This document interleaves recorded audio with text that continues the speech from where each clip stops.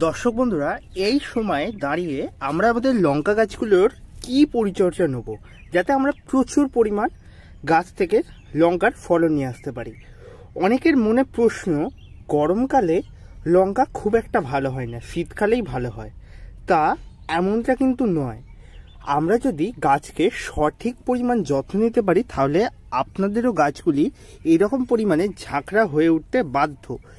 আজকে তোমাদের সম্পূর্ণ ডিটেলে বলবো আমি এই লঙ্কা গাছগুলোর কি পরিচর্যা নিচ্ছি যাতে এইরকমভাবে গাছে প্রচুর পরিমাণে ফুলের কুঁড়ি দেখা দিচ্ছে, এমনকি ফুল ফুটে লঙ্কাও ধরা শুরু হয়ে গিয়েছে অন্যান্য গাছগুলির মধ্যে। চলো আজকে এই গাছগুলোর ওপর পরিচর্যা তোমাদের সম্পূর্ণটা দেখাতে থাকি এবং এমন একটা স্পেশাল খাবার দেখাবো যেটা লঙ্কা গাছে প্রচুর পরিমাণ ফলন নিয়ে আসতে তোমাদের অনেক অনেক সাহায্য করবে।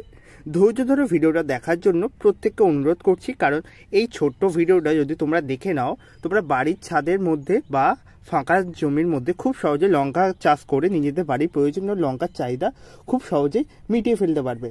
লঙ্কা গাছ আমরা প্রত্যেকেই জানি 2-3টে সিজন মানে মিনিমাম 8 থেকে 9 মাস অবিরামভাবে ফলন দিতে সক্ষম। একবার ফুল হয়ে যাওয়ার পর আবার যখন ফুল আসে তখন আবার ফুল হতে শুরু করে। ঠিক এই রকমভাবেই আমরা স্টেজে স্টেজে গাছে পরিচর্যা তোমাদের দেখাতে থাকছি। এই রকম পরিচর্যা তোমরা যদি নিজে থাকো সত্যি প্রচুর ফলন দেবে। চলো বেশি কিছু কথা না বাড়িয়ে সম্পূর্ণ ভিডিওটা ডিটেলে তোমাদের বলতে থাকি লঙ্কা গাছের পরিচর্যা। নমস্কার দর্শক বন্ধুরা, আমি অনিশ এবং আপনারা দেখছেন গার্ডিয়ান বাংলা। আজ আরেকটি ভিডিও প্রত্যেক দর্শক বন্ধুকে করছি অনেক অনেক স্বাগত এবং নতুন দর্শক বন্ধুদের বলছি তোমরা ভিডিওটা একটু মনোযোগ সহকারে দেখো, নিশ্চয়ই আমার কথাও বুঝতে পারবে এবং বুঝতে পারলে অবশ্যই তোমাদের গাছে পরিচর্যাটা নিতে থাকবে এবং যথার্থ রেজাল্ট পেলে অবশ্যই কমেন্টে জানিও এবং চ্যানেলটিকে অবশ্যই সাবস্ক্রাইব করে রাখবে যাতে পরবর্তী সময় এরকমভাবে ভিডিওগুলো তোমরা দেখতে থাকো।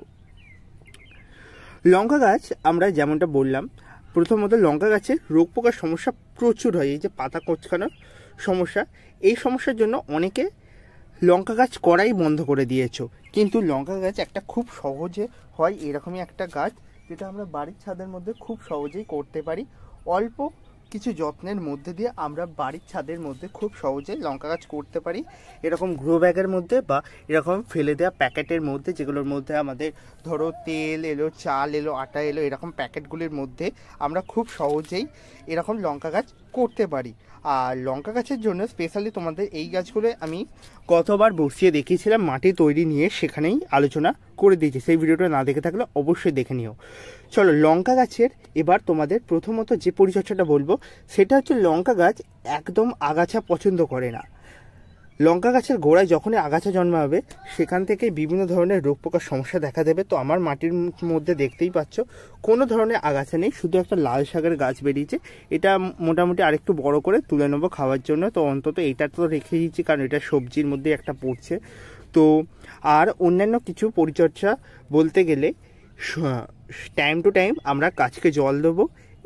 জল খুব বুঝে মেপে দিতে হবে, কারণ লঙ্কা গাছে একটা সমস্যা হয় রুট রট বা গোড়া পচে যাওয়ার সমস্যা। তো এই জন্য আমরা রুট রটের সমস্যা থেকে গাছকে যেহেতু রুট রটের সমস্যা প্রচুর দেখা যায়, আমরা এমন কোনো খাবার দেবো না যার কারণে লঙ্কা গাছের শিকড়ে পচন সৃষ্টি হতে পারে। মূলত যে খাবারগুলি তোমাদের প্রয়োগের কথা বলবো সেই খাবারগুলি হবে অর্গ্যানিক বা রাসায়নিক খাবার, কিন্তু অর্গ্যানিক খাবার এর মধ্যে এমন কিছু খাবার রয়েছে যেগুলো গাছের মধ্যে পচন সৃষ্টি করতে পারে। তার সঙ্গে 1/2 চামচ পরিমাণ গুঁড়ো হলুদ বা ফাঙ্গিসাইড পাউডার তোমরা গুলে নিয়ে তবেই টবের মাটির মধ্যে বা গ্রো ব্যাগের মাটির মধ্যে দিও, নাহলে অযথা তোমার গাছের সমস্যা হতে পারে এবং গাছ মারা যেতে পারে। লঙ্কা গাছের পাতা কুঁকড়ে যায়, এই সমস্যা থেকে রেহাই পাবো কী করে? চলো একটা ভিডিওর মধ্যে সমস্ত ট্রিটমেন্ট তোমাদের বলে দিই।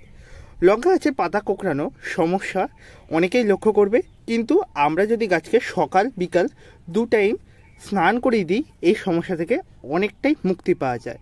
এবং প্রত্যেক সপ্তাহে একবার করে নিম তেল গাছে স্প্রে করতে হবে। 1 লিটার জলে 2 থেকে 2.5 ml দিয়ে সেই জলটা ভালো করে গাছে স্প্রে করলে সমস্যাটা অনেক দূরে থাকবে।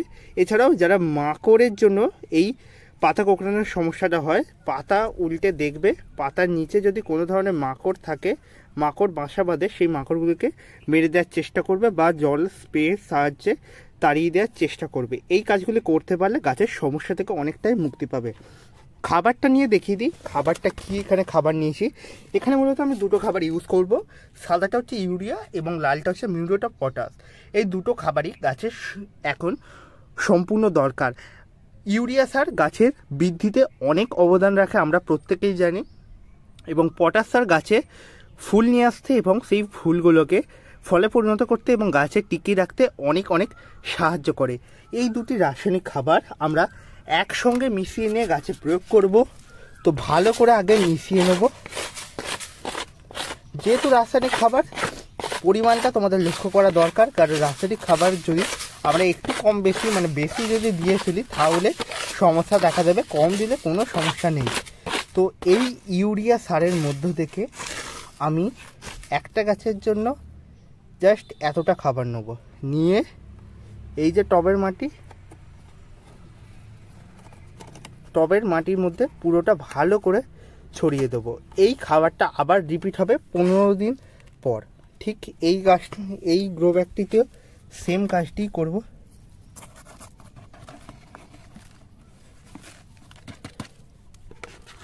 এবার গাছটিতে ভালো পরিমাণ জল দিয়ে দেবে গ্রো ব্যাগের মাটির মধ্যে বা টবের মাটির মধ্যে, যাতে গাছের কোনো সমস্যা না হয় বা এই খাবারটা গাছে কোনো ক্ষতি করতে না পারে। এবার একটা কথা তোমাদের বলবো, আমাদের লঙ্কা গাছের মধ্যে মূলত খাবার ঘটিত সমস্যা বা খাবারের অভাবজনিত সমস্যা আমরা অনেকেই লক্ষ্য করতে পারি। লঙ্কা গাছ একটা হেভি ফিডার গাছ। এই গাছ প্রত্যেক 2 দিন থেকে 3 দিন ছাড়াও যদি খাবার দাও অবিরামভাবে খাবার গ্রহণ করবে এবং প্রচুর পরিমাণ ফলন দেবে। তাই আমরা লঙ্কা গাছের রাসায়নিক খাবার যেমন প্রয়োগ করব, তার সঙ্গে জৈব খাবার যেমন শস্যের খোল পচা তরল সার, সবজি ভেজা তরল সার, এছাড়াও বিভিন্ন ধরনের অর্গানিক খাবার, রাসায়নিক খাবার রয়েছে, সেগুলো দিন। রাসায়নিক খাবারটা কম পরিমাণ দেওয়ার কথাই বলবো। এই যে ইউরিয়া এবং মিউরেট অফ পটাশ, এই সারটা আমি 15 দিনে একবার করেই দিতে বলবো। যারা অর্গানিকভাবে করতে চান পুরোপুরি অর্গানিকভাবেই করুন।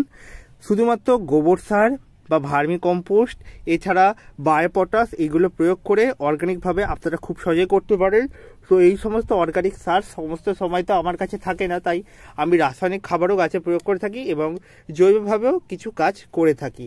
তো এই মোটামুটি দিলাম তোমাদের একটা ধারণা। এই ধারণা অনুযায়ী তোমরা যদি সুন্দরভাবে গাছ করতে পারো, তোমাদের গাছে প্রচুর পরিমাণ ফলন দেখা দেবে এবং প্রত্যেকটা গাছ পুরো সবুজ হেলদি থাকবে, চির সবুজ থাকবে।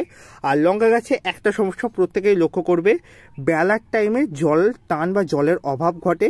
সেহেতু আমরা প্রত্যেক দিন সকালবেলা একবার করে, এখন যেহেতু গরম পড়ে গিয়েছে, ভালো করে গাছকে স্নান করিয়ে এবং পর্যাপ্ত পরিমাণ গাছে জল দেবো, যাতে গাছটি সম্পূর্ণ দিন গোটা কড়া রৌদ্রের মধ্যে থেকেও সঠিকভাবে জীবিত থাকতে পারে এবং গাছটি যাতে সজীব এবং প্রাণবন্ত থাকে সেই দিকে আমাদের লক্ষ্য দিতে হবে। এবং গাছে যখন এইরকম পরিমাণ ফুলের কুঁড়ি দেখা দেবে, তখন যে কোনো একটা পিজিআর বা প্ল্যান্ট গ্রোথ রেগুলেটর, যেটা মিরাকুলার হতে পারে, বুস্টার 2 হতে পারে, বায়োভিটা এক্স হতে পারে, যেটা সিউইড থাকে, সেটা আমরা 1 লিটার জলে 1 ml দিয়ে ভালো করে গাছে স্প্রে করলেই সমস্ত ফুল গাছে থাকবে এবং একটিও ফুলের কুঁড়ি ঝরবে না। তো দর্শক বন্ধুরা, এই ছিল আজকের ভিডিও। আজকের ভিডিওটি যদি ভালো লাগে অবশ্যই কমেন্ট করবেন এবং ভিডিওটিকে লাইক করবেন এবং অবশ্যই ভিডিওটিকে শেয়ার করবেন, যাতে প্রত্যেকেই ভিডিও থেকে উপকৃত হতে পারে। চলুন, সকলের সঙ্গে আজকে অনেক কথা হলো, অনেক তোমাদের ধারণা দেওয়া গেল। আবারও নিয়ে চলে আসবো পরবর্তী সময় এরকমই আরেকটি নতুন ভিডিও। প্রত্যেকে নিশ্চয়ই চ্যানেলটিকে সাবস্ক্রাইব করে নিয়েছে এবং অবশ্যই ভিডিওটিকে শেয়ার করবে, যাতে প্রত্যেকে ভিডিও থেকে উপকার পেতে পারে। আশা করবো প্রত্যেকে ভালো রয়েছেন এবং নিজেদের গাছ নিয়ে অনেক অনেক আনন্দে রয়েছেন। চলুন, আবারও দেখা হচ্ছে পরবর্তী সময় নতুন ভিডিও নিয়ে।